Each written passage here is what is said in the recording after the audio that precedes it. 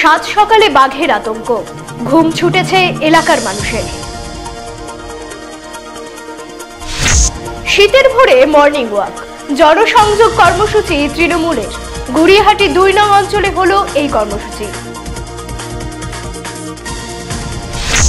আয়ের উৎস খুঁজতে পথে নতুন বাস নামাবে উত্তরবঙ্গ রাষ্ট্রীয় পরিবহন নিগম, একথা জানান বিভাগের রাষ্ট্রমন্ত্রী দিলীপ মণ্ডল। এনএফ রেলওয়ে পেনশনার্স অ্যাসোসিয়েশনের সেন্ট্রাল এক্সিকিউটিভ কমিটির বৈঠক হলো কোচবিহারে। মঙ্গলবার পান্থনিবাসে হলো এই কর্মসূচি। মানসায়ের চর দখলকে কেন্দ্র করে তরমুজ চাষিদের মধ্যে বিতণ্ডা, ঘটনায় উত্তেজনা মাথাভাঙ্গায় তেকুনিয়া এলাকায়।